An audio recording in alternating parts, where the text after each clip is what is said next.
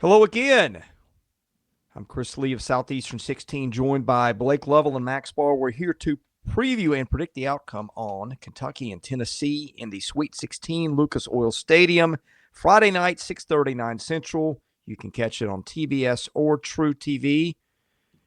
Tennessee favored by about 4.5 last I checked as we do this. And boy, are we really looking forward to this one. Or not. Well, we are. We're just not looking forward to making picks for it. We're looking forward to the game. Let's not kid ourselves. But we're not looking forward to making picks. But, hey, we show up and we make picks.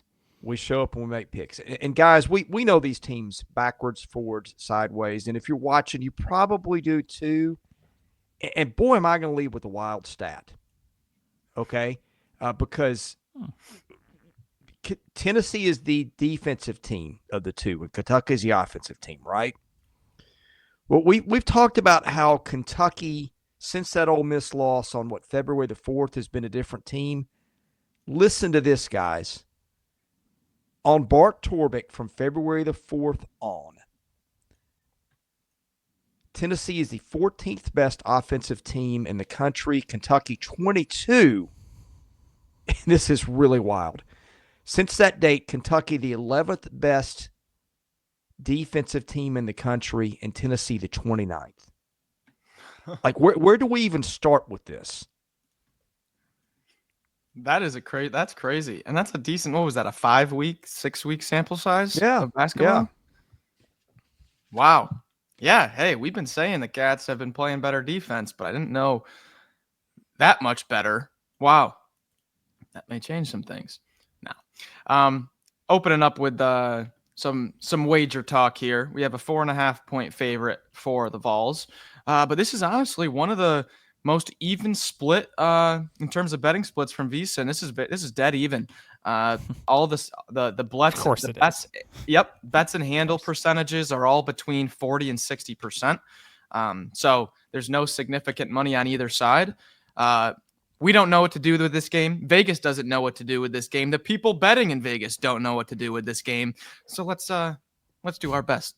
Let's do our best here. All right. Speaking of VEASAN, I'll give you two stats coming into the tournament. This may have changed because I haven't tracked it to update the numbers. But as pick'ems or small favorites of 5 points or less, how many points is Tennessee favored by, Max? 4.5. SEC teams are an ugly 45-51 straight up and 37-55-4 against the spread. 40.2% in the tournament since 1999. Wow. Then, SEC teams have been a solid wager in the Sweet 16, going 23-14-2 against the spread since 2003. Well, guess what? What do we do with that? Because we got two SEC teams playing each other. All that to say, we have talked about these teams so much this season. We have analyzed, overanalyzed, anything you want to call it. We've seen them play a lot of basketball. And we also saw them play the first two games. And, everyone from both sides remembers what happened in the first two games. Kentucky wins both of them. They win one without Lamont Butler. They did have Jackson Robinson. They win another with Lamont Butler. And it's just one of those things where we said both times we looked at this and felt like, okay, Tennessee's defense would probably be the thing that would win out. Well, it wasn't really the thing. If you looked at it overall, remember the two Tennessee stats from those games it was so wild, right? Tennessee shoots 45 three-pointers in the first game in Knoxville, 11 of 45 from three in that game for Tennessee.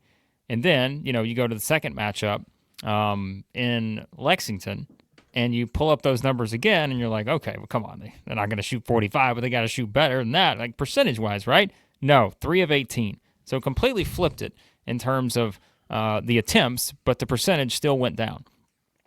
Meanwhile, we all know the stat that I've brought up multiple times.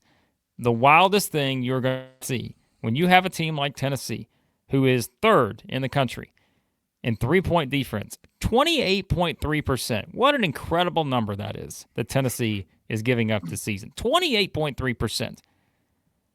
Kentucky has gone 12 of 24 in each of the two games they have played Tennessee from three. They are 24 of 48 from three this season against the Tennessee Vols. This game is going to be wild. period. Somebody make it stop. My head is hurting already. We're making picks. Not yet, though. We got a few more minutes before we get there. Max Barr, give us some clarity here. Huh, Chris is like, I don't want to say anything. Let's throw it to Max. No. Well, Blake, you mentioned Kentucky in the two matchups is 24 of 48, 50%. Tennessee is 14 of 63 for 22%. Goodness. One team is 22% in the two games. The other is 50. And Tennessee's not a bad shooting team. Like, I think sometimes, like, they're not, because Jazz Lanier obviously raises the floor a little bit, but, like, they shoot about 35% from three. So it's like, there's been no middle ground here. It's just one extreme or the other with these two in these matchups. Do you know how many times this season an opponent against Tennessee has shot 50% or better from three? Twice. Yep. It'd have to be the number, right? Like, it's absurd. It would have to just be Kentucky, and that's it. So, only two teams have shot 50% or better than Tennessee from three. Well, only two games, and it was by the same team, both Kentucky. And as I looked through last year, only one time last year did an opponent shoot 50% or better from three against Tennessee. Do you want to take a guess at which team it was? I'd like to raise my hand. Was it Kentucky? Yep. Of course it was. In the past two seasons, there's only been three games where the opponent has shot 50% or better from three against the Vols. All three of them are the Cats. Do with that what you will. You wanted some clarity. I give you none. Yeah, thank you. Thank you for that great clarity. Thank you, that Max gave Barr. me, on that. Okay, so looking back at a couple other things, because it's like, this is one of the few times where we actually do get to lean on a couple of previous matchups. And I know, as Chris mentioned from the very start, keep that in mind. That's more important to me than just the stuff we're going to reel off from the previous games, okay? What they're doing now is way more important, I think, than looking back, however long it's been, almost 2 months from the first meeting. So, yeah, I mean, like, if you go back, right? I mean, Jackson Robinson had himself a game in that first one against Tennessee and Knoxville. Well, Jackson Robinson's not playing in this game. But Kobe Bray also had himself a game, right? Otega Owe, did his usual thing. And so Ansley Almanor, don't look now, but Ansley Almanor is available to play the Vols. And, I mean, that guy, sign him up. We've said it many times. Like, he just thrives against Tennessee teams. So, that was certainly another one of the things that sort of stood out when you look at it from that perspective. It's just the way, again, the confidence Kentucky has played with, especially on the perimeter, in these games against Tennessee. But if there are a couple other things that we look at in these two particular matchups, and I know, listen, there's probably many things we're not even going to mention, right? But Tennessee got on the offensive glass pretty well the first time around, and that's where, I guess, when you're shooting 45 three-point attempts, you get 18 offensive rebounds. That's about to be expected when you consider, having more of those long offensive rebound attempts and all that. The second time around, Tennessee didn't do as well on the offensive glass. Still got 8, though. Held Kentucky to only 3 second-chance opportunities with 3 offensive rebounds. So I think that, to me, is still something that's going to come into play here when it comes to, all right, this is a game where we're focusing a lot on the three-point shooting in terms of just how wild these stats have been. But I do still think when you get down to this kind of game where these teams have seen each other multiple times this season, we're going to wind up looking up and saying, hey, it's the little things that may wind up winning it, not, the sexy stuff with the threes and all this, which will obviously come into play here. But can Kentucky keep Tennessee off the offensive glass? We know just like defensively, can Kentucky keep that same sort of rhythm going? I mean, I said it. I thought they played one of, if not their best defensive performance of the year against Illinois, given the level of opponent, right? You could probably look back at some of the low majors, mid majors, and all that. They probably played fine. But given the level of opponent, they were about as locked in defensively as I've seen them all season. But you know what? I've also looked at Tennessee here recently, and we've said, that could have been the kind of game against UCLA where it's like, all right, that's a team that really defends you. Are you going to be able to get your offense? Tennessee had a couple of those stretches early, but eventually they found a way to win. But going back even further than that, right? Tennessee has played so well, I think, over the past little while. They beat Auburn. They had the win against Alabama. Obviously beat Florida February 1 after they lost that first game against Kentucky. So I just think you've got two teams that are here for a reason. They're both playing so well. And for all the things we can say that seem to stand out about Kentucky right now, there's a lot that stands out about Tennessee too. And so, man, it makes it really hard to know exactly what we're going to get a third time around. Picks. Oh, Chris is like, Chris. it's not even going to add. I just wanted to get straight to picks. He's just like, this is like a trip to the dentist for Chris. Yeah. All right. Well, another thing I was going to mention was there was no, we're talking Jackson Robinson and Lamont Butler not being available, but Andrew Carr didn't play in that that's right. first matchup either. He played 1 minute, so you don't see it. You don't see him on the do not play. And then the other matchup, it was like he was getting back into a rhythm. He only had, I think, 3 games of double-digit minutes coming back from the injury before it was that second Tennessee game. Andrew Carr has a total of 2 points against Tennessee.